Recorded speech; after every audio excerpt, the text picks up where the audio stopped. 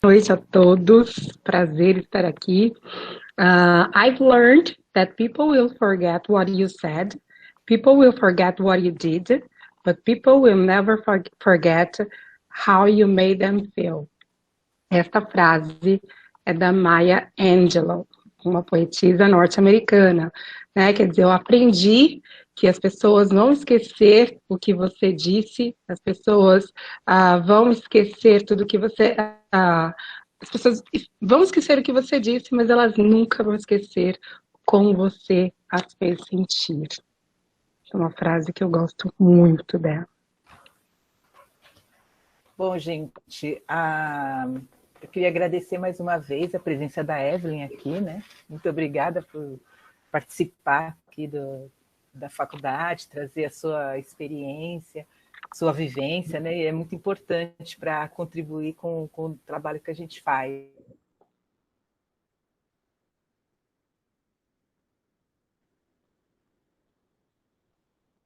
Foi o meu ou foi? Foi da Lúcia? Foi da Lúcia. Ai,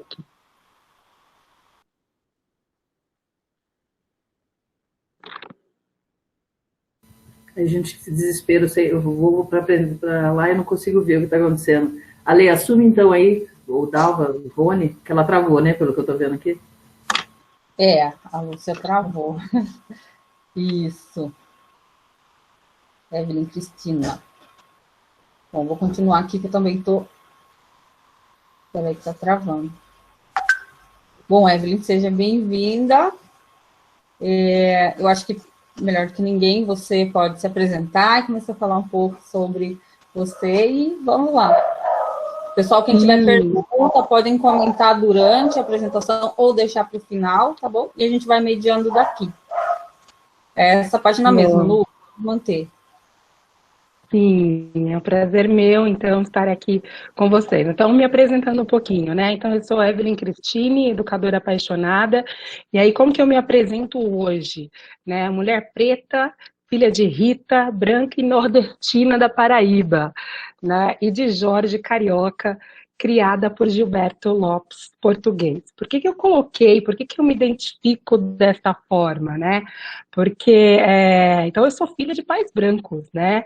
O meu biológico, ele foi embora, então eu fui criada com família branca, né? Então, minha mãe nordestina da Paraíba, quando eu falo da Paraíba, foi porque eu sempre falei que a minha família era descendente de holandês, né? Porque foi ali que teve a colonização, né, da Holanda, e o meu avô é descendente de holandês. Então, era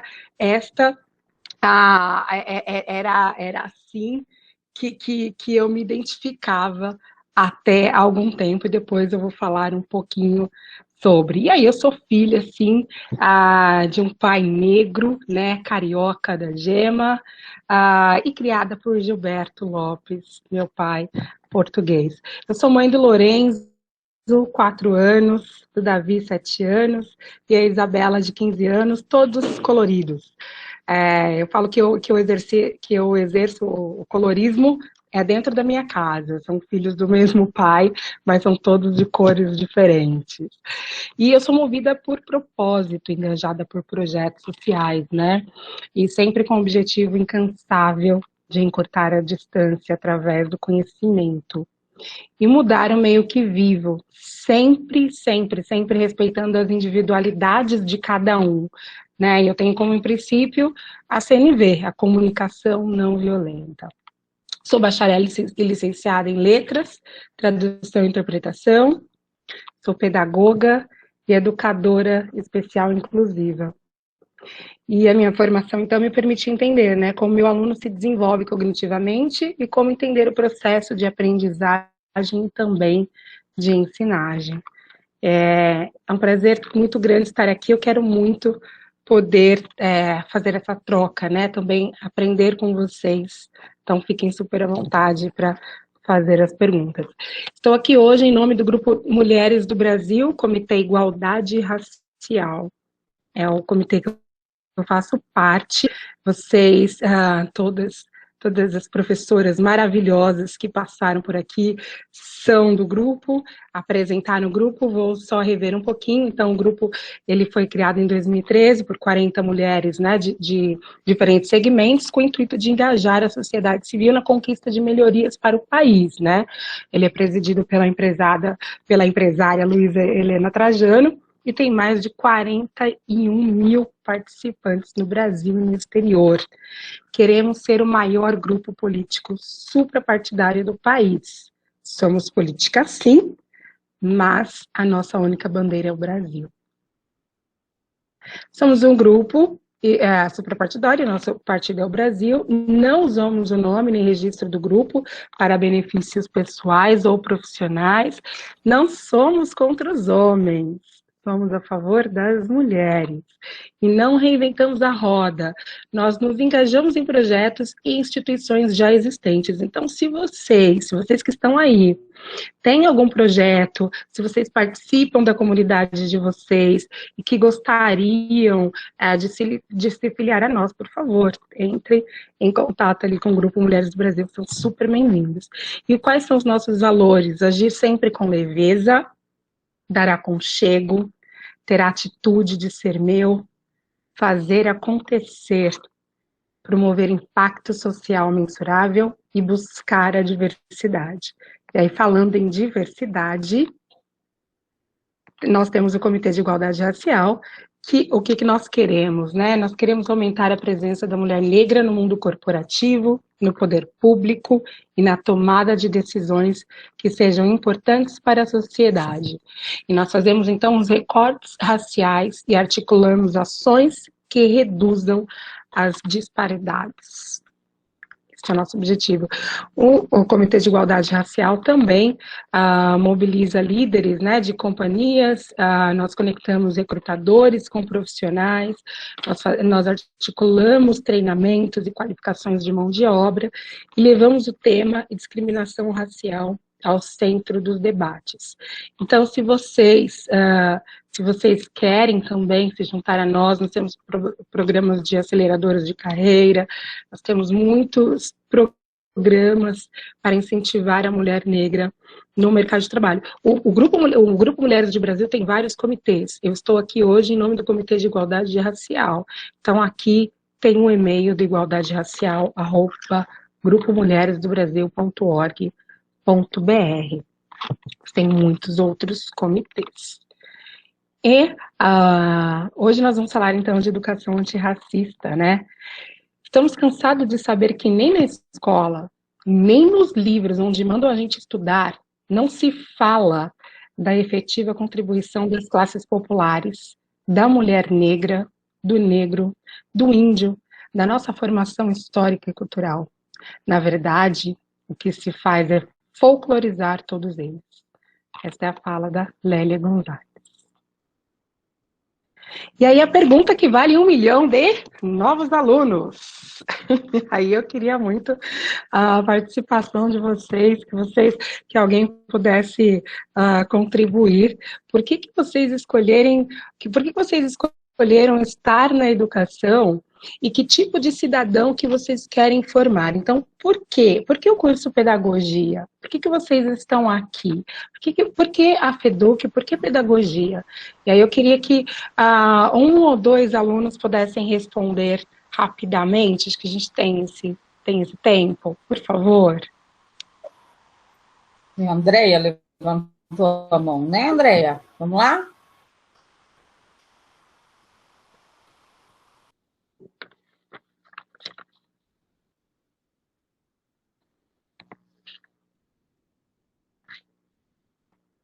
Pode falar, gente?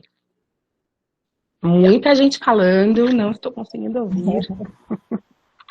Eu vi que a Andréia tinha levantado a mão, agora eu não sei se foi, né? Edneia. Consegue ler aí, Evelyn? Eu consigo, eu queria que ela falasse, quer dizer, deixa eu ver. Edneia, você quer falar? Fica à vontade, queremos ouvir a sua voz. Os alunos precisam ter voz. eu falo muito para todos os meus alunos, desde os pequenininhos, tá, gente? Desde os meus pequenininhos, como pedagoga, desde os bebezinhos, vocês precisam ter voz.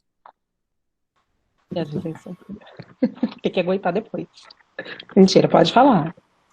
Quer falar, Edneia? Ela está no ônibus, Edneia, ela colocou que ela Edneia, tá na condução. Ai, agora que eu vi. A Edneia falou, eu escolhi pedagogia porque o conhecimento torna as pessoas capazes de pensar. Muito bem. Alguém mais?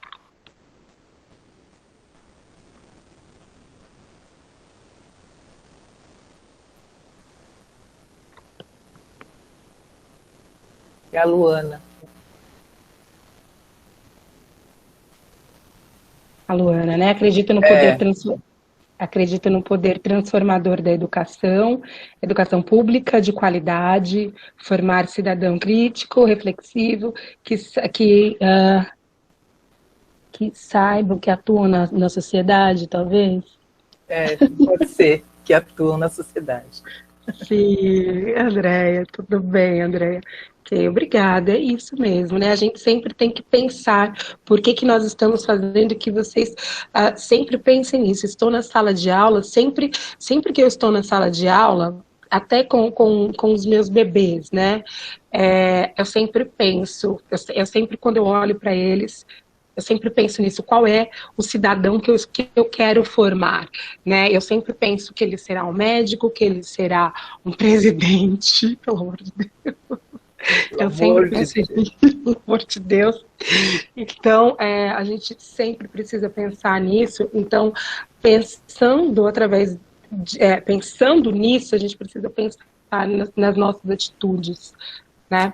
Então, isso vocês nunca... Então, eu estou na sala de aula há 20 anos, e há 20 anos eu me faço essa mesma pergunta. Então, que esta pergunta nunca saia de vocês, para que vocês sempre lembrem por que vocês estão ali.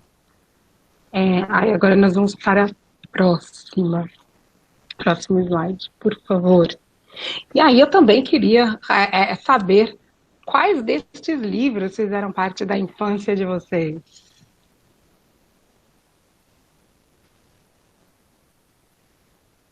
Eu ia colocar A, B, C, D, 1, 2, 3, 4. Vocês conseguem ver os livros? O primeiro, alguém reconhece? Quais desses livros vocês leram lá na infância? A Marina falou Chapeuzinho Vermelho.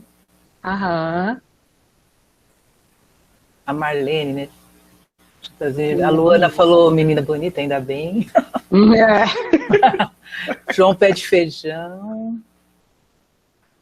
Na minha infância, a Gabriela falou João Pé de Feijão. A Aline Menina Bonita. Sim, Chapeuzinho Vermelho aí tá. Chapeuzinho Vermelho tá liderando. É exatamente isso. Histórias da Preta, alguém conhece Histórias da Preta? Não conheci enquanto criança, não. É isso mesmo, Lívia. Chapeuzinho Vermelho, Chapeuzinho Vermelho todo mundo. É isso. Chapeuzinho Vermelho. Sim, nada contra, gente. Chapeuzinho. Não. Sim. A Edneia já deu o Menina Bonita do Laço de Fita para a filha. Ufa! Mas pensando que agora já tem milhares e milhares de outros livros, além do Menina Bonita, né, também. Sim, exatamente. É exatamente sobre isso que nós vamos falar, Lúcia. Sim. Então, a educação antirracista, né? Então, nós temos uma lei que ela foi alterada. Então, a Lei 10.639, né, foi alterada pela Lei 11.645, que entrou também a cultura indígena, né, que, enfim, deveria ter, e ela torna obrigatória o ensino da história e cultura afro-brasileira e africana em todas as escolas públicas e particulares, do ensino fundamental até o ensino médio. Ela propõe novas diretrizes curriculares para o estudo da história e cultura afro-brasileira e africano. Oba, nós temos uma lei, né? Ufa! Opa, que legal. Então, assim, nós temos uma lei, que legal, e aí a gente vai aplicar. Quando que a gente aplica? No Dia da Consciência Negra. É o único dia que a gente aplica essa lei? Não, gente. Então, a gente precisa, essa lei, ela precisa, ela precisa ser exercida, né, o ano inteiro. E é isso que nós vamos falar. E é esta a responsabilidade que está nas nossas mãos, que estão nos formando. Quais seriam essas diretrizes, né? Por onde começar? Pela acolhida. E aí, a acolhida aqui, né, lembrando da nossa querida Eliane Leite, que falou um pouquinho sobre como acolher, né, a criança negra, sobre como acolher a criança, né, não só a criança negra, assim, todas as crianças, né, no geral. Mas aqui eu queria apresentar para vocês, este casal que vocês estão vendo aqui é a Nala e o Kito. A Nala e o Kito, eu pedi para que um menino de 12 anos ilustrasse para mim no projeto Brincando e Aprendendo lá do comitê. Eu pedi para que ele fizesse para mim, ele criou esse casal, que são os nossos mascotes e que eu amo muito. Veja, a acolhida, né? Pensando um pouquinho, gente, é que agora não, porque nós estamos em época de pandemia, então em estágios, né? Ou para quem for na creche, para quem sair aqui do curso de pedagogia e for trabalhar em uma creche, em um berçário, ou enfim, né, com todas as faixas etárias, mas principalmente na creche. Eu lembro quando eu fiz estágio, eu trabalhava em uma escola de elite, e eu optei por fazer o meu estágio lá, mas também eu optei por fazer o meu estágio em uma escola da periferia. Então, eu acabei fazendo 200 horas, porque eu sou dessas, entendeu? Eu fiz 100 horas em uma escola, na verdade, a ideia era fazer 50 horas em uma escola e 50 em outra. Eu acabei ficando 100 horas na escola, na creche da periferia. E aí, cada vez que chegava uma criança, uma criança na creche, para a professora, quando era uma criança negra, a professora colocava lá no bebê conforto, que era, né, ali naquele chão frio, né, a criança chegava com uma fralda muitas vezes usada da creche, a creche tinha mandado no dia anterior, então chegava com aquela fralda e a professora só pegava e colocava ali, né, a professora concursada, já estou ali com o meu cargo, né, enfim, efetivo, então já colocava ali. E quando era uma criança branca, ai, que bonitinho, né? Aí é meu filho, todo professor tem um filho, todo professor tem um filho. E os filhos sempre são, né, os clarinhos são os branquinhos.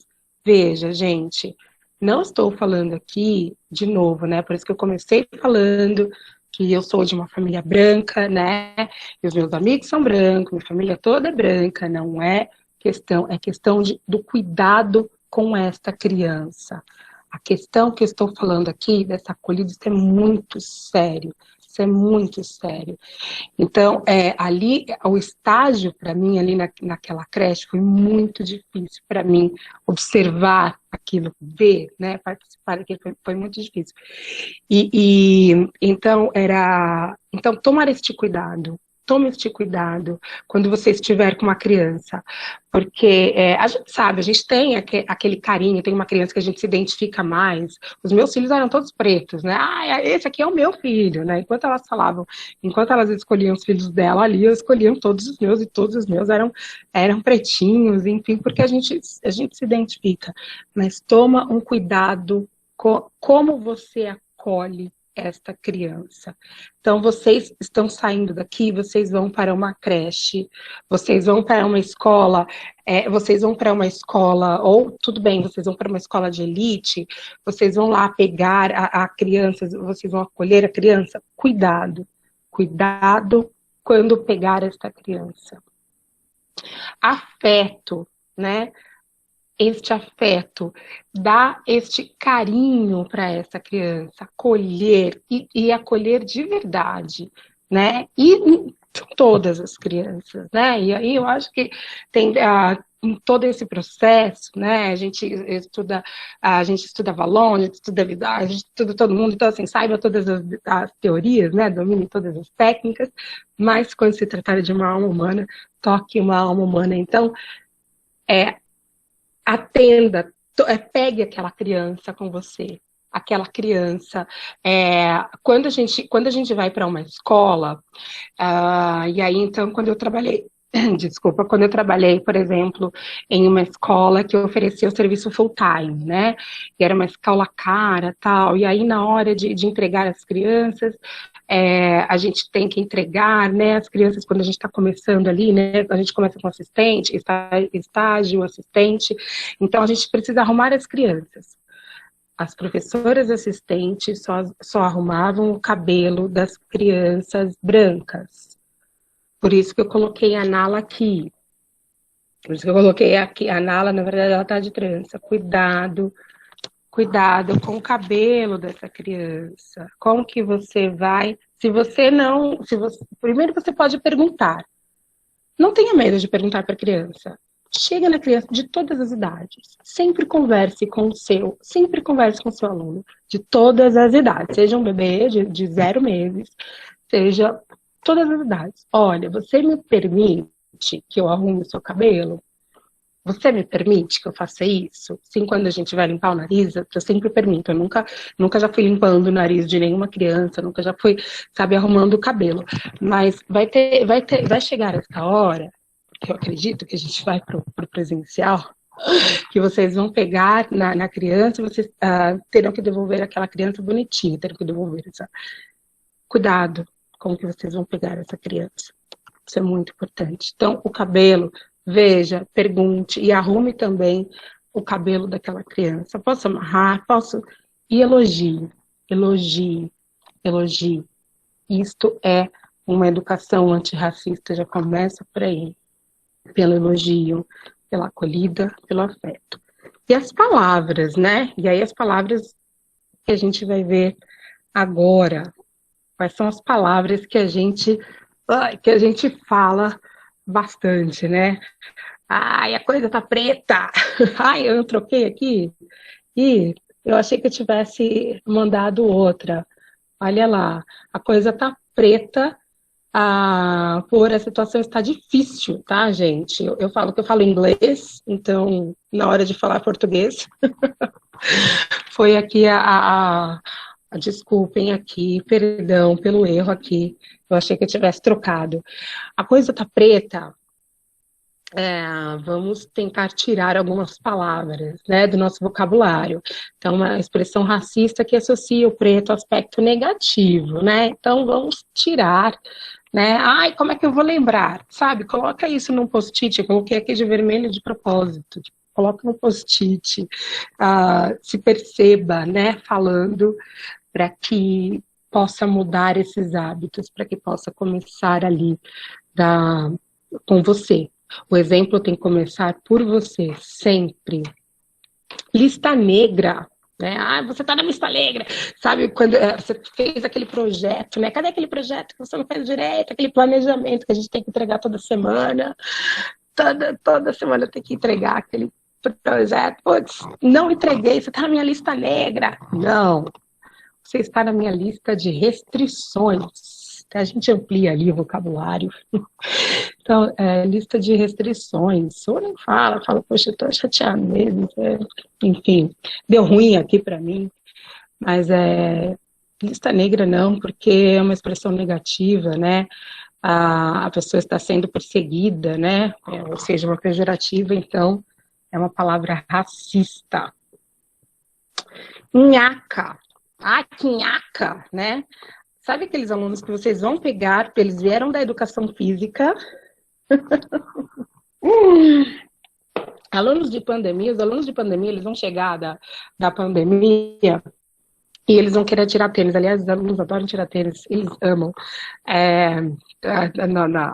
Nessa coisa de volta às aulas, não volta às aulas, tira casaca, não tira casaca, os alunos vieram para a escola e aí todos eles quiseram tirar o tênis. Eu sou dessas, entendeu? Eu sou essa professora, tipo, uou, claro, pode tirar tênis. E aí fica esse nhaca. Não, nhaca não, pelo amor de Deus, esse mau cheiro. Então, nhaca não, porque nhaca não? Porque a Nhaca é uma ilha de Maputo, né? Que fica lá em Moçambique. Então, tem os povos Nhaca. Esses povos, eles existem. Então, a gente não pode falar a Nhaca, né? Porque a gente vai querer falar muito. A gente vai querer falar muito. Vocês vão sentir muito chulé e muito pum. Eu falo que eu gosto muito de falar que a escola, a sala de aula tem cheiro de pum e chulé. Porque aluno, mas é muito gostoso, gente. Não estou desanimando, pelo amor de Deus, é uma delícia. Eles falam coisas maravilhosas. É só pra gente tomar cuidado. Inveja branca, por inveja, quer dizer que se é branca, ele é uma inveja boa? Nenhuma inveja é boa, né, gente? Inveja. Então, trocar por inveja mesmo ou por alguma outra palavra, mas que não seja inveja. E aí a cor de pele, né? Então, eu como professora de inglês, as crianças elas precisam pedir os lápis para mim em inglês, e aí eles querem saber a cor de pele, mas para vocês eles vão falar, teacher, professora, né? Eu quero lápis cor de pele, vai falar muito, hein? Isso daqui ainda está muito longe de acabar. E aí você vai perguntar o quê? E aí a gente pode passar. Porque é isso que ela vai falar. Eu queria um lápis cor de pele. E aí você vai falar, mas qual pele, né? A minha ou a sua? E aí tinha uma sala de aula que eu tinha um aluno albino, eu tinha um aluno ruivo, e aí foi muito interessante porque nessa sala os meus alunos tinham 4 anos, e 4 anos é uma delícia. Eu amo essa faixa etária, eu amo, gente, eu amo criança. 4 anos é uma delícia, 3, 4 anos, todas essas idades, é aquela fase da descoberta, né? E aí o bichinho ficou tadinho. Ai, meu Deus do céu. Porque eu falei, mas que cor que você quer? Qual pele? Você quer a minha? Você quer a da amiga? Você quer a do outro? Aí ele ficou confuso, né? Ele, caramba, porque é isso, né? A gente precisa mostrar também, né? Não é só, mas não existe cor de pele. Não, a gente precisa mostrar. E aí, nada melhor do que mostrar com eles mesmos, né? Então, pegá-los ali, colocá-los, olha só, mas a pele dele é diferente da minha. E fazer isso, este é o melhor exemplo. Cor de pele ainda tá longe de tirar. E aí, então, a gente tem aqui, né, as competências gerais da BNCC, né? Quais são as 10 competências que a BNCC pede para que a gente exerça, né? Para que a gente trabalhe na sala de aula, né? Conhecimento, e aí tem todas essas 10. Mas veja aqui no repertório cultural, tá bem. O repertório cultural, ele pede para que a gente, para que o aluno, para que a gente traga esse, obrigada. Então, agora ficou bem grande para mim. Repertório cultural, né? Então, o quê, né? Muito obrigada. Valorizar as diversas manifestações artísticas e culturais, né? Para quê? Né? Para fruir e participar para fruir e participar de práticas diversificadas de produção artístico-cultural. Ou seja, então o que a gente tem que fazer, né? Essas competências gerais são bem interessantes. Se a gente colocar em prática, eu gosto da BNCC, se a gente colocar em prática, é muito interessante, porque dá uma abertura bem grande para o professor. E aí, então, pensando aqui, né, nesse repertório cultural, então veja, a gente tem uma lei, a gente tem uma competência da BNCC que a gente precisa obedecer. Então, e aí nosso próximo Slide então, o que a gente tem que fazer? Então, a gente tem que começar a trabalhar com letramento racial. E aí, então, essas atividades artísticas, né? Então, ok, se eu preciso trabalhar essa diversidade cultural, quais são as atividades artísticas que os povos afro, eu iria falar os povos pretos, né, nós falamos assim, mas que os povos afro-brasileiros, né, usam. Então, na atividade artística, porque se vocês forem trabalhar na escola, se vocês optarem por concurso na prefeitura ou no governo, é ótimo, porque vocês vão poder fazer o currículo de vocês. Tem uma abertura maior, vocês podem dialogar ali, a coordenação, ela ajuda, mas é o professor quem vai conduzindo. É muito mais fácil. Então, vocês que estão ali, vocês que estarão ali na sala de aula, nós que estaremos ali na sala de aula, procurem atividades artísticas diversas, né? Então, procurem projetos artísticos. Quais são os projetos artísticos da África? Né? Lembrando que a África é um continente, né? Lembrando que ali são 54 países. Então, olha quão diverso, quão diverso. Então, pinturas, né? Quais são as pinturas? Coloquem ali no projeto de arte de vocês, né? Façam a diferença ali. Procurem. Brincadeiras e parlendas, né? Tem brincadeiras muito, muito bacanas, muito ricas, muito enriquecedoras, né? As parlendas, né, na alfabetização, que a gente sabe que é incrível, né? As cantorias, né, que a gente precisa, toda sala de aula precisa começar com uma música. Coloque músicas outras, que não seja a Galinha Pintadinha ou as mesmas. Procurem outras. Esse letramento racial está na responsabilidade de vocês. Está na nossa responsabilidade. Está na nossa responsabilidade. Somos nós quem iremos procurar, somos nós quem iremos colocar isso em prática. Tá? Não é o governo, não é o presidente, não é o vice, não é.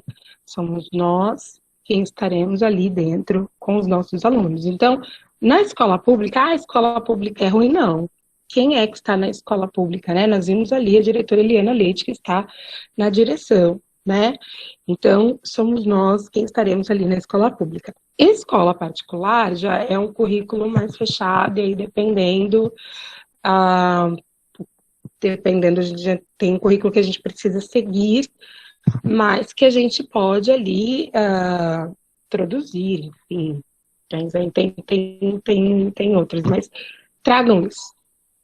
Culinária, né?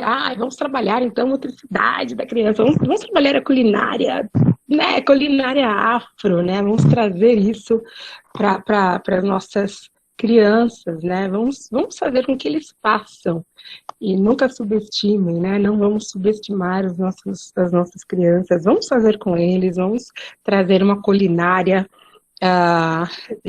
afro, né? Então, quais são as comidas? E vamos pesquisar com eles, isso é muito, muito bacana. Literatura para desarmar racismos geracionais. Então, quando eu perguntei, né, da literatura, porque também faz parte, né, da minha vida, o Chapeuzinho Vermelho, né, o feijão, até esqueci lá, o pé de feijão. E aí, lembra, eu não sei se vocês pegaram a discussão, e aí vocês podem super interagir aqui, quando saiu uma discussão sobre a pequena sereia, que seria negra, né, teve uma discussão assim.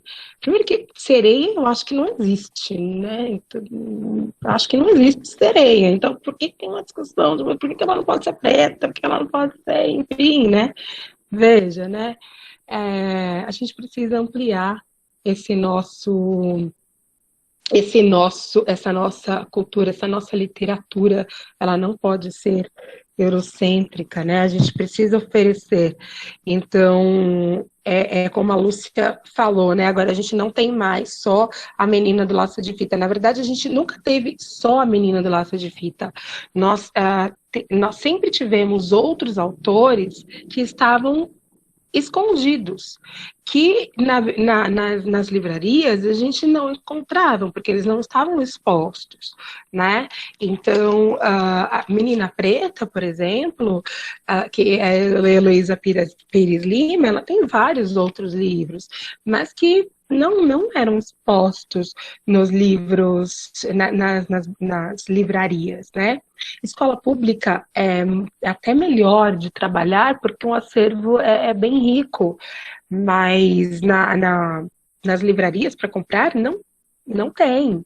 Então, até tinha, mas não eram expostos, não interessavam, né? Então, quando a gente fala de literatura para desarmar os racismos geracionais, para tirar este eurocentrismo, né? Essa cultura eurocêntrica que nós vivemos, né? E que não é, na verdade, não é só tirar. E aí, isso que eu queria falar deste cuidado e por que eu coloquei lá que os meus filhos são coloridos. Porque, por exemplo, eu tenho meus 2 filhos, a minha filha é uma preta mais clara e o meu filho do meio é um preto de cor mais escura e o meu filho mais novo, ele é branco total.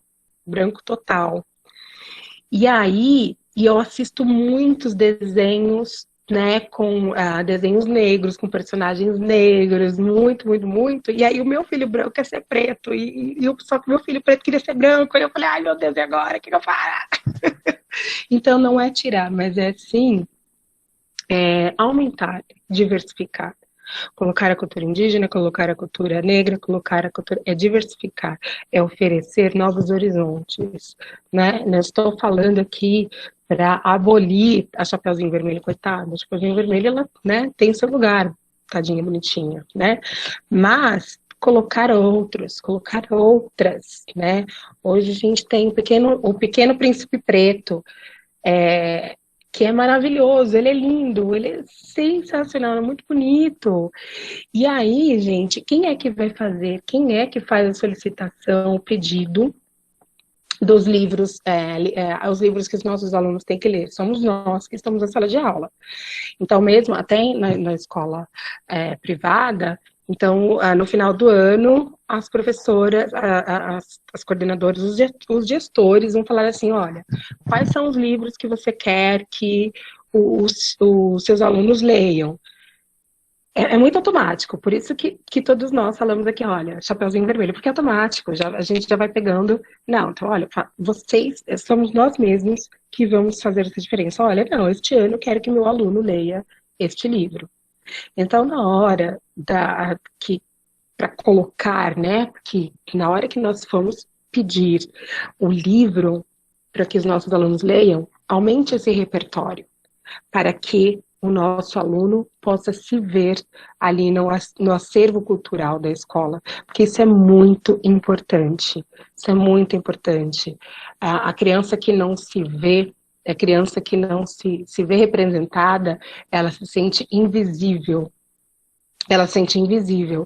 E aí, uma criança que se sente invisível, né? As pessoas sempre falam, que criança, não sempre, né? Mas muita gente pensa que criança negra, ela tem cognitivo menor do que os outros. Não tem o cognitivo menor. O que acontece é o seguinte, a gente sabe que, né, para que a criança aprenda, ela precisa ser muito bem motivada, ela precisa estar muito bem estimulada, ela precisa se ver ali, ela precisa estar bem.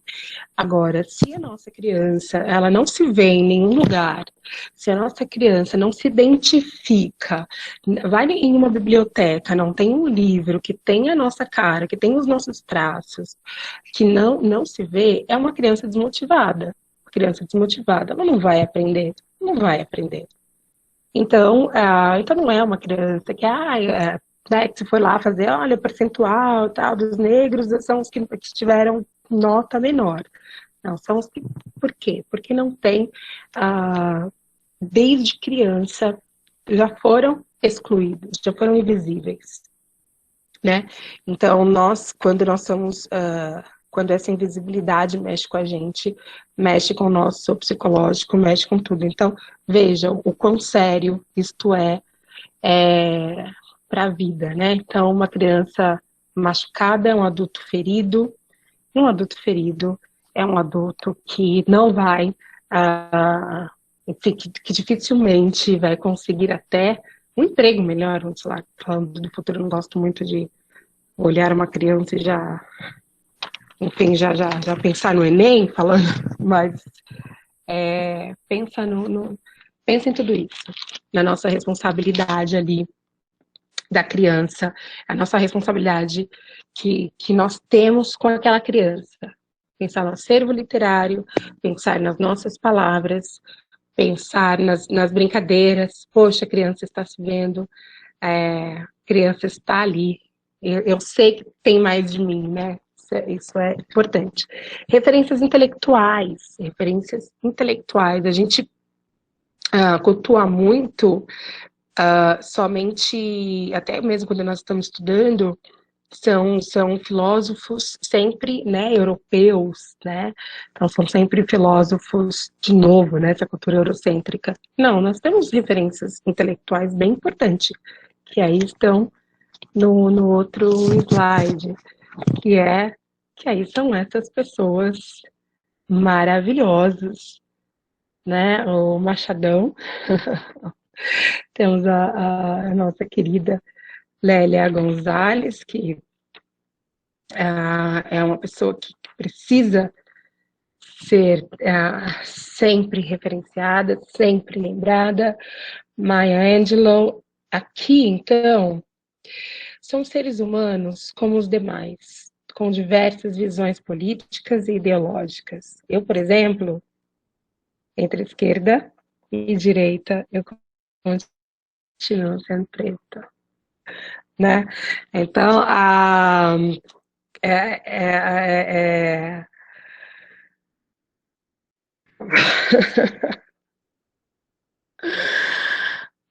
dei uma esperada aqui. Nunca percam, coloquem sempre outras, tenham sempre outras referências, que não sejam somente as referências brancas, que não sejam somente, desculpa, gente, busquem outras referências que não sejam as mesmas, que não sejam as mesmas pessoas que vocês conheçam. Falem isso para os alunos de vocês, mostrem isso, né? Mostrem isso para os nossos alunos. É muito importante a gente poder falar para eles, olha, tem pessoas aqui que são bem importantes também, que tem falas importantes que a gente deve seguir. Então, Machado de Assis, geralmente, a gente conhece, enfim, homem também, né? Lélia Gonzalez, aqui nós temos Sueli Carneiro. A Shimananda, gosto muito, porque ela está viva. Então, também, pessoas vivas, né? Pessoas vivas é bem legal para que a gente possa mostrar para os nossos alunos. É legal tentar também uma roda de conversa com pessoas que estão vivas. Eles gostam quando a gente traz um autor vivo. Maria Carolina de Jesus, sim, exatamente. E tantos outros meios. E tragam sempre isso, vamos estudar. O legal da escola pública é essa abertura que a gente tem, Luiz. A gente tem essa abertura de trazer referências e de trazer projetos, né? Isso é bem bacana que nós podemos fazer, embora a gente tenha a nossa no nosso direito de cátedra, mas na escola pública ela é mais respeitada do que em alguns lugares. Tem alguns lugares que são bacanas de trabalhar. Escolas construtivistas são bem legais também para trabalhar. Agora, tem alguns lugares que são mais fechados, mas aí cabe a filosofia de cada um. Mas veja, o importante aqui é isso, é vocês se identificarem também com a proposta e questionarem também. E aí, ressignificando a matemática, né? Quando a gente fala de Egito, onde fica o Egito? Onde fica o Egito, gente? Vai ter que ser, tipo, muito rápido essa resposta, não pode pensar. África. Tipo, ai, ufa! Foi muito rápido, gente. Que bom. Né? Que bom, Luiz, muito obrigada. Porque geralmente as pessoas pensam que, né, na Europa, ai, como são as pessoas do Egito? E aí, quando a gente fala que fica na África, como assim? Tiraram o Egito da Europa, tiraram o Egito ali da... Sim, nós tiramos o Egito da Europa e colocamos ali na África. Sim, né, fica ali na África. Eu não sou uma professora, não sou matemática, né? Mas a matemática, ela surgiu ali, não foi isso, gente? Aí eu preciso da contribuição de vocês, é isso mesmo? É isso, professoras? Bom, a matemática está aí na prova desse, né, do Egito, mas também em Mali, né? Em Mali teve a primeira faculdade de exatas. Entendi. Tá, então, porque aí o que a gente, quando a gente ressignificando a matemática, por quê, né? Aí no outro slide, professora, obrigada. Porque a matemática eu sempre peço ajuda para os universitários. Aí, professora, me ajuda também, continua aqui. Que ele não está aqui hoje. E aí, o que a gente pode fazer, né? A gente pode trabalhar, então, a matemática em outra perspectiva, né? Com outros ângulos. Então, de novo, né? Eu falo que eu sou professora de inglês, porque aí eu trabalho assim, a matemática, mas muito quando eu trabalho com figuras geométricas, né? Eu sempre trago uma estampa, né? Então, veja, eu posso trabalhar na matemática também a partir seria uma afromatemática, professora? Posso fazer isso? Posso? Pode. Posso fazer isso. Então, vamos trabalhar, vamos propor isso, vamos colocar isso nos projetos. E aqui também o jogo do feijãozinho, porque a gente só aprende, a gente está muito condicionado ao material dourado, né? O material dourado que muito bom também, ensinei meus filhos com material dourado também, mas tem outras, né? Tem outras formas também de ensinar que não seja só um material dourado. Olha, vamos aprender de uma outra forma, né? Então, tem outras maneiras de aprender a matemática, como essa Mancala, né? Tem algumas outras atividades. Exatamente. Então, temos outras. E, não, é isso mesmo. E aí, eu como English teacher, vou falar thank you. E é isso, gente. Então, eu faço parte, né, do Comitê de Igualdade Racial. Hoje estou em nome do comitê. O GT, que eu faço parte, é Brincando e Aprendendo, que a ideia é essa: trabalhar, empoderar as nossas crianças pretas, trabalhando a educação antirracista desde a mais tenra idade, né? E aí, se alguém sentiu vontade, se alguém quer, por favor, nós que estamos aqui na pedagogia, não fizemos estágio, vamos fazer estágio, não sei. Vamos entrar aqui na igualdade racial para que a gente possa criar projetos para as crianças, porque os projetos são sempre para eles e por eles, e com o objetivo sempre de fazer um lugar melhor e mais diverso. É isso, gente. Obrigada.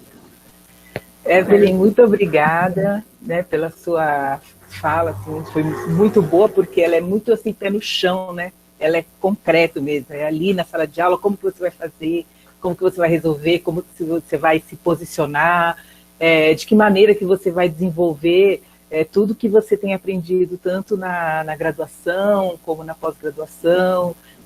Você trouxe muito bem assim, a parte prática, e eu agradeço bastante mesmo a sua participação. Eu acredito que o pessoal, vou até dar uma olhadinha aqui, que eles tiveram assim, eles participaram, colocaram algumas. A Luciana, Luiz ganhou entre estrelinha. E assim, a gente agradece muito, e eu gostaria só de assim, fazer algumas considerações, né, em cima da sua fala mesmo.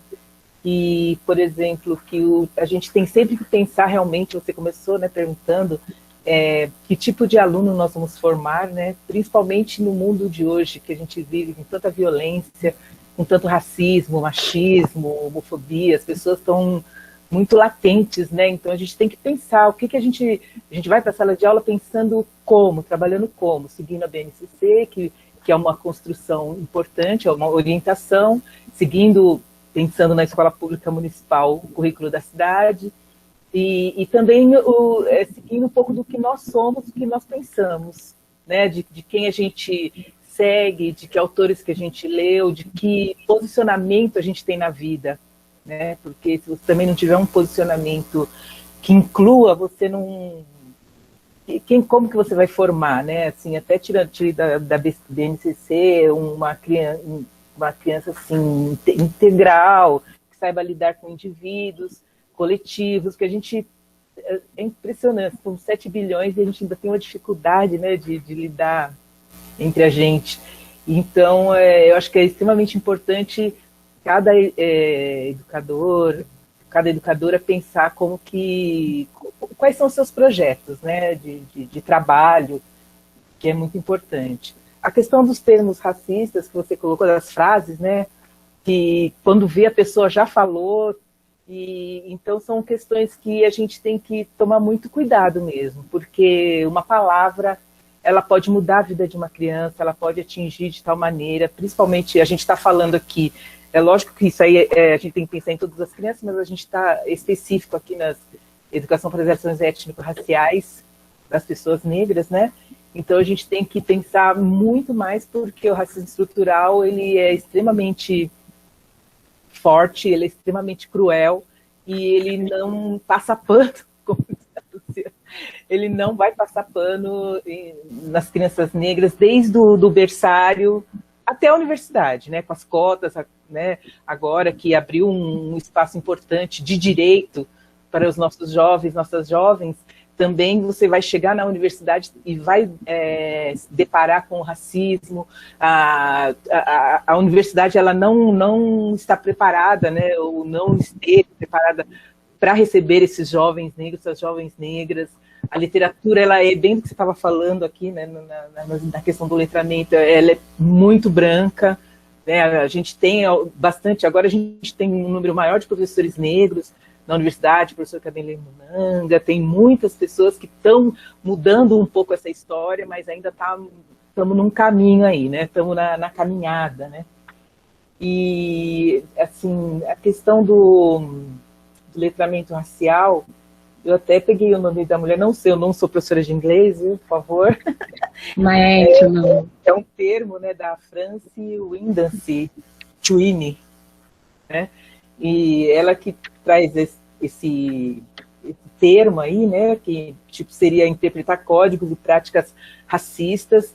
Então, eu acho assim, aqui na FEDU, que a gente, não só na minha disciplina, mas em todas as disciplinas, a gente trabalha pensando...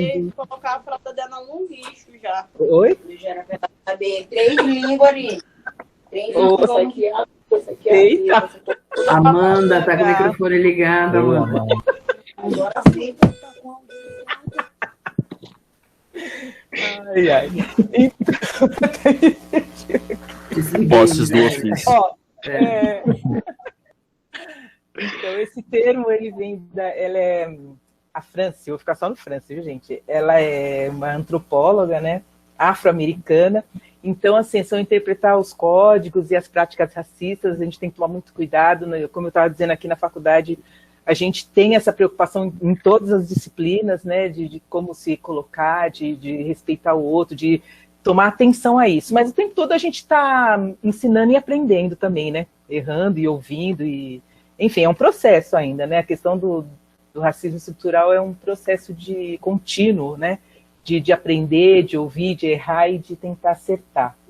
A questão da literatura, é que você tinha apresentado a Menina Bonita. A Menina Bonita foi o primeiro livro, quando eu lecionava, foi o primeiro livro que eu comprei, né, para trabalhar com os meus alunos. Eu trabalhava com o terceiro, trabalhei com o ensino fundamental, então é terceiro, quarto, segundo. Quando eu vi esse livro, eu falei, não, tem que levar, né, da Maria Clara Machado. Aí,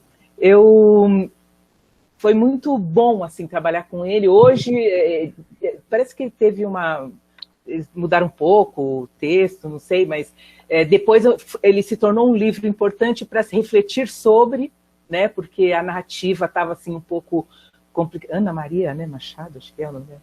Maria Machado. Maria Clara. E aí ele estava complicado, mas também é uma coisa interessante, porque eu acho que é importante trabalhar a Menina Bonita do Laço de Fita, é importante trabalhar também o Chapeuzinho Vermelho. O Chapeuzinho Vermelho, ele traz uma construção machista muito forte, então ele precisa estar na sala de aula para justamente discutir isso, para não incutir na cabeça das meninas muitas coisas que estão ali nas entrelinhas, né? Então, ele vem, eu acho que trabalha, mas também tem que saber refletir em cima, porque a gente tem a questão do racismo, também tem a questão do machismo muito forte, presente, né, na nossa história.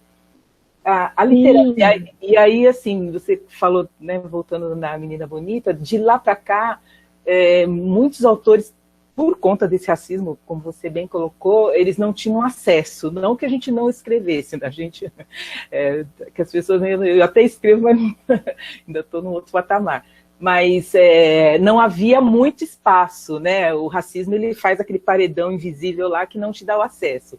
Hoje a gente tem, inclusive, editoras negras, né, que fazem aí com muito sacrifício ainda, porque o capital econômico ainda não nos pertence, mas, enfim, fazem livros. Então a gente tem uma gama de livros com autores negros, com ilustradores negros, que é muito importante isso, né? Não é uma questão, não tem nada a ver com separar, não tem nada a ver, mas é que nesse momento, para a gente tentar mais ou menos chegar num nível de igualdade, a gente precisa fortalecer essas bases para depois a gente seguir junto na caminhada. Por enquanto a gente está numa diferença muito grande, então a gente tem que fortalecer autores, ilustradores, editoras negras. Quando for fazer essa solicitação, né, no final do ano, não esquecer de indicar essas pessoas, porque às vezes está começando a ter livros desses autores em bibliotecas, até o meu amigo acabou de colocar aí que o livro dele está numa biblioteca, mas ainda tem um processo, ainda falta muita coisa ainda para a gente chegar lá, né? Sim, sim, falta muito, mas é um começo. Não, a gente já estamos na caminhada. Então, pode concluir. Não, e eu gosto muito também de incentivar os alunos, né? Então, quando eu falo do meu ilustrador mirim, é um aluno que eu identifico a habilidade dele. E eu falei, não, você vai ser. E eu paguei pelo serviço dele, tá, gente? Não foi uma exploração. É identificar para a gente poder, para a gente poder incentivar esses alunos. E tem sim, tem este caminho, este movimento que está acontecendo agora que a gente precisa até aproveitar, né? Se aproveitar disso. E também, na hora de olhar o livro, veja também se o ilustrador é negro, veja também quem compõe, né? Porque também tem muita gente querendo ganhar em cima disso, se aproveitar. Então, olhe também, né? Por isso que... Porque, assim, os autores brancos, eles sempre tiveram o acesso, né? Então, eles escreviam, eles têm todo o mecanismo, está todo voltado para eles, né? E aí a gente tem que quebrar esse estigma para poder também mostrar os avanços, né? Você comentou sobre representatividade de autores, trouxe alguns autores importantes, aí algumas pessoas importantes, né? E aí você falou dos vivos, né? A gente também tem bastante gente, pessoas negras vivas que estão aí, mas o mais legal também são do entorno da escola, né? Porque às vezes no entorno da escola você tem o pessoal da comunidade que faz um maracatu, ou que faz arte, enfim, a gente sempre tem no entorno, bem próximo, às vezes parentes das crianças que têm aí as aptidões, então eles são pessoas vivas, né, extremamente vivas, contemporâneas, e muito fortes, que podem trazer acrescentar bastante, né, na formação dessa criança. E assim, você falou da etnomatemática, né, que também... tá bom, estou com uma professora de matemática aí, né, Cristina? Eu vou falar até devagar. Então, a etnomatemática, ela é extremamente importante e até meio recente, né? Uma construção recente, porque a gente está num processo de descobrir todas as possibilidades que a gente pode acrescentar, né? Isso que você falou, assim, a gente vai trazer tudo, vai trazer material dourado, vai trazer a mancala, vai trazer outros instrumentos de várias etnias, inclusive indígenas também, porque às vezes você não aprende com material dourado, você aprende com a mancala, você aprende com uma produção indígena, enfim, as pessoas são diversas, então a gente tem que trabalhar muito em cima disso, pensando até na descolonização, né, da educação, né? E quanto à escola particular, que você citou algumas vezes, né, é uma luta, eu só falo de luta, né, mas a Lei 10.639, ela é ampla, ela não é restrita à escola pública, né? Ela é ampla e, né, era para pegar tudo, né? Mas aí é isso, acho que você está numa escola particular, a sua função ali, infelizmente, é aquela de cobrar, de exigir que se tenha mesmo, que se tenha dentro do projeto político-pedagógico, né, gente? Sim. Tem as ações individuais que são importantes, sem elas até a gente não teria desenvolvido muito pouco, mas estando dentro do projeto político-pedagógico é extremamente importante, porque aí fica uma atividade, fica uma proposta, aliás, que cabe para a escola como um todo, né? Então, assim, acho que você acrescentou bastante, eu gostei muito, acho que é isso, vamos seguindo aí na caminhada, muito obrigada mais uma vez. Quer falar, Lu? A Dalva está com a mão levantada antes que eu. Quem? A Dalva está com a mão levantada antes que a minha. Ai, Dalva, agora vai dar 0 para todo mundo aí. É de matemática, né? Então, Lu, essa questão aí de dar 0 mesmo, né, que foi a raiz da etnomatemática. E isso daí é muito interessante, porque o maior expoente dela, nesse início, foi o Paulo Guedes, né, lá na Universidade de Maputo, em Moçambique, e ele começou estudando por que as crianças negras iam tão mal na escola, né? Então tinha uma... Só um minutinho, tinha uma característica de dizer que os negros não tinham a mesma aptidão intelectual para matemática que os brancos. E aí esse cara, ele é branco, né, e ele é inglês, ele se propôs a estudar e a fazer uma pesquisa séria com isso. Então ele pegou as crianças e foi vendo as dificuldades que elas tinham, né, e começa pela língua, né, porque essas escolas, elas tinham um currículo eurocêntrico, essas escolas da África. Então, muitas vezes, as crianças vinham de tribos diferentes, e aí elas chegavam na escola falando uma outra língua diferente da língua da escola, no momento da alfabetização, e elas precisavam primeiro conseguir se apropriar da língua que estava sendo falada, para depois conseguir aprender a escrever, e para depois aprender os conceitos de matemática. Então, é lógico, muito, muito lógico, que essas crianças não iam ter o mesmo desempenho que as outras, porque elas chegavam e não tinham nem a aptidão com a língua que era trabalhado o currículo na escola. E aí, a partir das pesquisas que ele vai fazendo, até, Evelyn, o material que você trouxe, aquela sona, tal, né? Então, ele começa a fazer esse trabalho de pesquisar a matemática que tem nas diferentes comunidades e tribos que frequentavam a escola. E ele vai levantando o que ele chama de matemática congelada.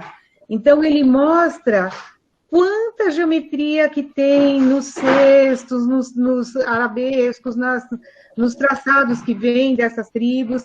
Ele mostra a matemática que tem nesses desenhos que eles fazem, que tem um começo e tem que ir seguindo. Todo desenho não pode ter intersecções, tal, até voltar ao início.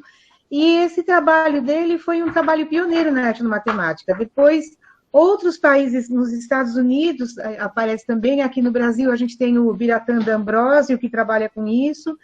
E aqui no Brasil, a etnomatemática ela adquiriu mais uma afeição de trabalhar com a matemática das profissões. Então, por exemplo, a matemática do pedreiro, a matemática da costureira.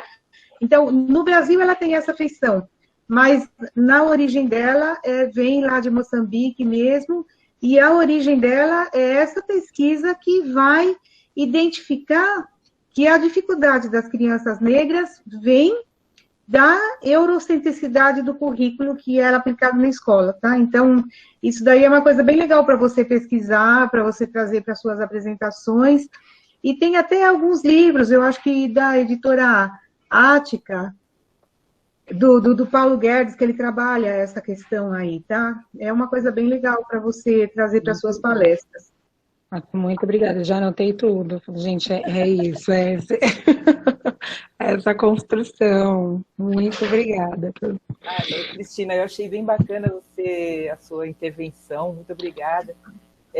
Você colocou a questão do currículo, né, deles lá, que é eurocêntrico. Na verdade é o currículo do dominador, né, porque houve um domínio, né, uma exploração, né, enfim, lá no continente africano, e que não respeitou nada, né? Não respeitou língua, não respeitou cultura, muito parecido com um país que não sei se vocês conhecem, aí Brasil, não sei, né? Então, isso aqui, e aí, isso no continente africano fica demarcado, e aqui no Brasil eles vão buscar esse conhecimento, vão buscar essa cultura e trazer para cá com a nossa realidade. Né?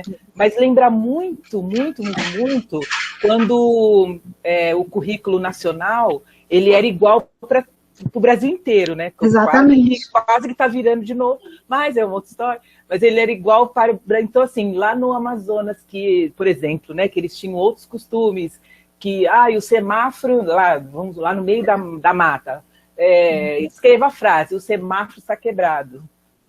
Semáforo. Não tem sentido, né? Não tem sentido naquele momento, né? Lógico, você vai aprender, Paulo Freire fala, né, do pequeno, e depois você expande, lógico, você não vai ficar a vida inteira sem saber o que é semáforo. Mas é muito, a forma como você colocou me lembrou muito isso, eu ia falando e ia pensando nessas questões, então... E aí, Lúcia, tinha até, assim, algumas tribos, por exemplo, não trabalhavam com base decimal, e aí... Chegava na escola, era tudo base 10, entendeu? Algumas tribos era base 5, era base 2, era base 12. E aí as crianças chegavam na escola e tinham que trabalhar com o sistema de numeração decimal. Então, assim, era um nó na cabeça da criança, entendeu? Era um nó. E eles não tinham mesmo condição de se apropriar daquela matemática do colonizador, né? Uhum. E inclusive, assim, eles mostram... eles discutem a questão da África ter sido toda recortada de acordo com os interesses do colonizador. Então, tem tribo que ficou metade para cá, metade para lá. Isso. E no mesmo país, muitas tribos diferentes, com dialetos diferentes, bases de numeração diferentes, concepções de geometria diferentes. E aí é um currículo único para todas essas crianças, tá? É um estudo, assim, é muito legal esse estudo, é apaixonante esse estudo, é muito legal mesmo. E aqui no Brasil também está crescendo bastante, né? Tem bastante professores que atuam com a etnomatemática. Mas aqui no Brasil ele tem um outro enfoque, Lúcia. Aqui no Brasil ele já não tem esse enfoque que o Paulo Guedes deu lá na África, entendeu? Assim, do currículo eurocêntrico, tal, esse estudo que ele fez lá é muito característico. Então, a gente tem 4 vertentes principais da etnomatemática. E essa que vem lá de Moçambique é a que traz essa questão muito forte do currículo eurocêntrico, sabe? É legal. Mas aqui o currículo também é eurocêntrico, né? A gente está tentando mudar isso, mas o currículo todo é eurocêntrico aqui. Fui eu que com certeza acaba barrando, né, a nossa formação. Enfim. Obrigada, Cris. Mais alguém quer falar?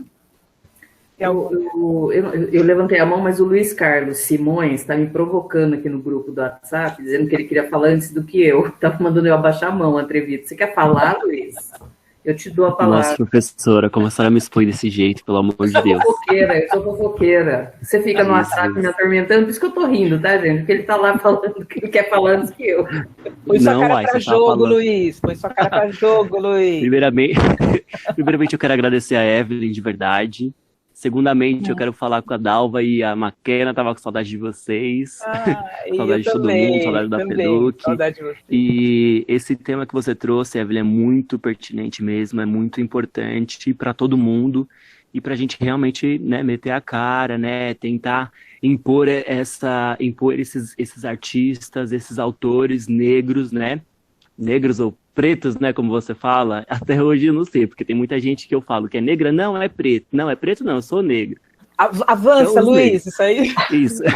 Avança e na aí, conversa. Porque... é bacana trazer brincadeiras mesmo africanas, trazer essa ideia mesmo até da matemática, para eles saberem que quem foi um negro também, que trouxe a matemática, até hoje que eles usam, né?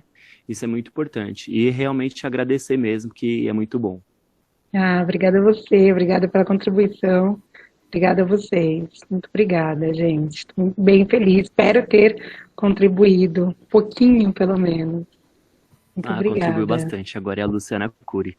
Posso falar, Luiz? Muito obrigada. Você me gentil, viu? Desculpa aí te atrapalhar. Não, Evelyn, eu queria dizer, lógico, acho que foi perfeita a sua colaboração, você trouxe questionamentos importantes, né? E eu acho que de todos eles eu vou ressaltar um que a Lúcia já falou, mas eu queria ressaltar que é a questão do letramento racial, né? Eu acho que é um conceito, pelo menos uma ideia, né? Não é uma ideia nova, mas eu acho que esse termo, letramento racial, foi muito feliz, né? Quem quer que tenha bolado esse termo, né, de letramento racial, ele foi muito feliz, porque eu acho que ele mostra para brancos e negros, né, que existe uma falha na nossa formação. Né? Essa falha não é só para as pessoas negras, né? Lógico que a ausência das referências, como você falou, é uma questão importante, mas eu, Luciana, que sou branca, também preciso lembrar que Machado de Assis era uma pessoa negra, que Rebouças, né, daí da avenida de vocês, era um homem negro, que Teodoro Sampaio era um homem negro, né? Então, assim, essas referências, elas são para brancos e negros, né? O letramento racial é algo que é absolutamente necessário. E eu queria só dizer, eu não sei porque a Luana não falou, eu não estou vendo a Sheila aqui na sala, mas, por exemplo, a Luana e a Sheila são duas alunas nossas que estão com um TCC sobre essa temática, e a opção delas de referência para o TCC foi só autores e autoras negros. Né? E quando elas fizeram a apresentação para nós, na segunda-feira passada, acho que foi, né, Luana? Eu já estou perdidinha no tempo, gente. Elas ainda disseram assim, olha, por posicionamento político, né? A nossa temática é essa, portanto, a nossa referência para o trabalho é de autores e autoras negras, né? Então, a gente vê isso que eu estava falando informalmente no começo, né, dos outros meninos lá, Stephanie, Bruno e Yara, que eles me apresentam uma bibliografia de referência, né, que é a Grada Quilomba, que eu não conhecia, né? Eu acho que há realmente um movimento interessante, e outro dia eu estava conversando com o professor Alex, que é um professor aqui da nossa faculdade também, que ele estava falando de 50 anos de pesquisa, só na Amped, né, só em um grupo de pesquisa, né, de pós-graduação, de 50 anos de história sobre a temática, e aí, lógico, mudando de nome, né, que lá atrás era as questões raciais, depois para a equidade, depois das relações, né, e hoje da educação antirracista, né. E aí, numa conversa particular, eu falei assim para ele, falei, olha, Alex, também faz parte desse letramento a gente saber que não é um assunto que está sendo discutido agora nos últimos 10 anos, né? Só na Amped, que é um dos grupos, né, de pós-graduação, eu não sei, Dalva, quantos tem aqui, mas acho que a Amped também é um dos mais antigos, né, que a gente tem no Brasil, tem 50 anos de pesquisa registrada, pesquisa científica, né, registrada sobre essa temática. E aí eu falei, olha, e eu fico pensando assim, tem tanto conhecimento já produzido, e eu tenho uma sensação de falta de letramento racial, para ambos os lados, né? E aí ele me disse uma coisa que eu acho que é importante, que eu queria trazer aqui, queria te ouvir falar um pouco, que ele me disse assim, Luciana, não é que falta, né? É que exatamente o avanço da discussão nessa pauta tem denunciado mais racismo, tem denunciado outros lugares onde tem racismo. Então, não é que as coisas pioraram, embora tenha muita pesquisa. Não, a pesquisa jogou luz para coisas e fatos, né, e situações que a gente nem desconfiava que deveriam ser classificadas como racismo. Né? Estavam tão naturalizadas que a gente não considerava racismo. E eu acho que esse é um fator do letramento racial extremamente importante, porque, e aí falando com todos vocês, alunos e alunas, muitas vezes nós pedagogos ficamos rodando na mesma temática, né? Eu não acho que não seja mais necessário avaliar os desenhos dos livros didáticos, se eles são representativos ou não. É lógico que é, né? Mas essa é uma temática que já está com luz em cima. Quais são os outros lugares, né, onde a gente ainda não jogou luz e que ainda tem racismo, né? Onde ainda as relações são de opressão, né, de diminuição, de relações pejorativas, como você falou, né? Então, o Alex me deu vamos dizer, um certo alívio quando ele disse, é bom, porque as pesquisas estão fazendo mais denúncia, por isso que a gente tem a sensação de que as coisas estão piores. Ela falou, não estão, Luciano, ele falou, estão como eram sempre, é que agora a gente reconhece como racismo uma série de questões, né? Então, eu queria te ouvir falar um pouco sobre o letramento racial, porque eu acho que ele é chave, né, para brancos e negros hoje. Tá? Sim, então, Luciana, eu acho que você perguntou e já respondeu. acho que a gente fala muito, né? Eu tenho um amigo que ele é cientista social, né? E ele fala, Evelyn, eu estou estudando isso há anos, né? E é verdade, né? Poxa, eu já estou há anos aqui com isso, e há anos o problema, claro, né? Muitas coisas estavam escondidas, e agora, né? Por conta da pandemia, muitas coisas vieram às claras, não só o racismo, mas outras coisas, porque nós estávamos fechados aqui, isolados. Se não fosse a pandemia, nós continuaríamos a vida, porque, assim, era como se não tivesse nada para fazer. Vou falar bem, assim, português bem claro mesmo. O problema é porque a gente não coloca em prática, entende? E aí, por isso que a gente fala, por isso que eu falei muito, né, coloquei muito aqui, para a gente começar, e nós professores, né, nós como pedagogos, começar a colocar isso em prática, porque isso já existe há muito tempo. Então, quando a gente fala desse letramento racial, que, poxa, vamos colocar isso em prática, vamos olhar para este outro lado, vamos nós, professores, ampliar isto e vamos, olha, agora eu vou trabalhar com isso, agora eu vou tirar este eurocentrismo, agora eu vou olhar para outras referências, para outro campo, entende? Então, acho que não tem muito o que falar mesmo. Acho que a sua fala já foi perfeita.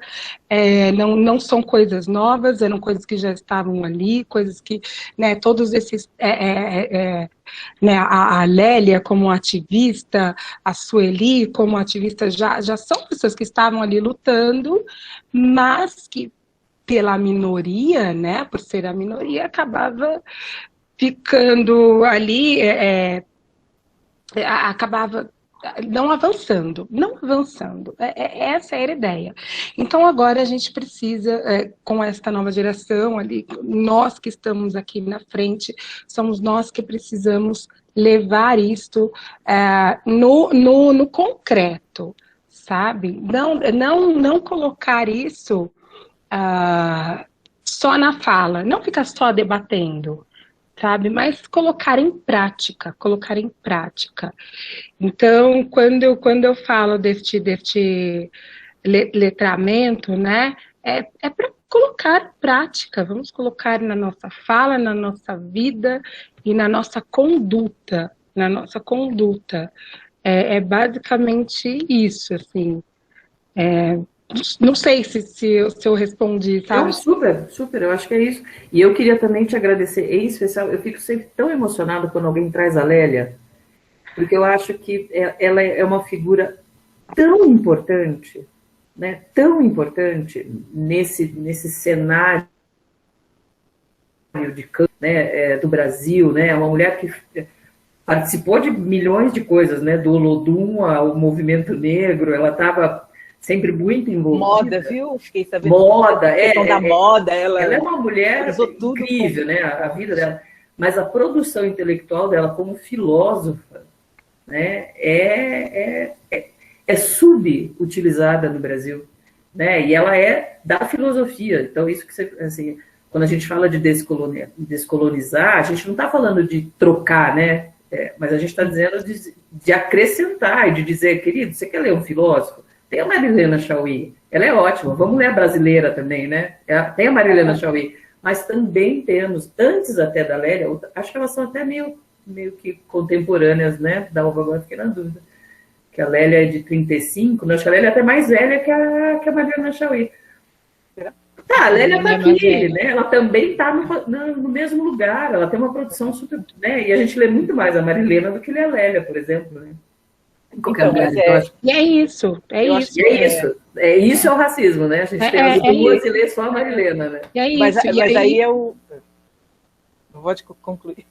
Não, o que eu ia falar, e aí precisa, uma norte-americana, precisa a Maya Angelou falar, olha, vocês não precisam, né, me ouvir, vocês têm a Lélia Gonzalez aí para vocês, né?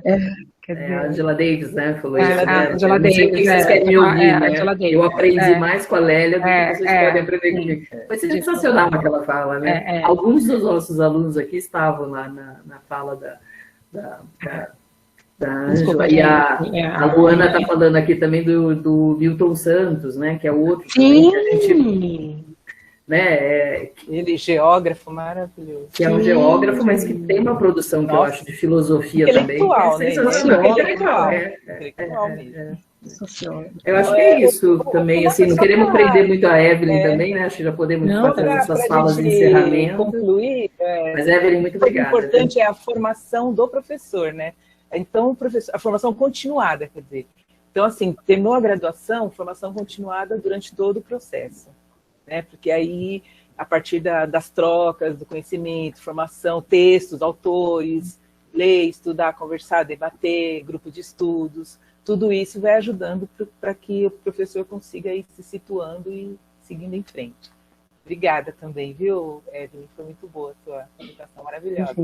Obrigada a vocês pelas contribuições. Obrigada a vocês, meninos. Sexta-feira. Todo mundo aqui, eles são potentes. Eu falo, Evelyn, que a gente dá aula para os melhores alunos de pedagogia do mundo. Sensacional. As pessoas que morram de inveja, mas a gente dá aula para os melhores, né? Muito bom. Então é isso, muito gente. Obrigada. A gente encerra aqui com chave de ouro, né? Com a Evelyn, essa semana da jornada. Foi uma jornada mesmo, né, para todos nós. Eu agradeço muito aí também a professora Lúcia, a Dalva, o Rony, a Alessandra, que ficaram aqui com a gente. Meninos e meninas da FEDUC. Eu não sei se a Dalva reparou que até a Andressa, que ela da PED 6, está aqui conosco, a nossa querida aluna. Está aqui, a Andressa pediu autorização. Posso, Pro? Eu falei, não pode. Claro que pode, né? Que legal. Queridas, um ótimo final de semana para vocês. Juízo, né? Usem máscara, álcool gel, tomem vacina assim que for possível. Não acreditem no presidente. Não obedeçam às ordens que ele der. E o ministro da Educação é outro que a gente tem que colocar o nome dele no formigueiro, que está fazendo só merda, né? Fazendo caca, né? Gente, beijos, obrigada. Tchau, obrigada, gente. Obrigada, boa noite. Tchau, gente, boa noite. Tchau, professora Dalva. Tchau, Alessandra, Raquel. Tchau. Boa noite, Tem aula gente. semana que vem, Luiz. Guarda. Até. Terça-feira, viu, Luiz? Terça, eu não vou poder ir pro. Ah, é? Aula minha e da Alessandra. Vamos só ver se você não vai. Brincadeira. aparecer. Beijo, gente. Boa noite. Boa noite, gente. Tchau, gente. Tchau. A Edneia falou aqui também, né, que o TCC dela vai ser sobre... Nem li o tema que ela colocou. Literatura. Aqui. O tema do meu TCC será literatura negra nas escolas. Ai, que bonitinhas. Ah, eu não vi. Edneia é uma graça essa menina.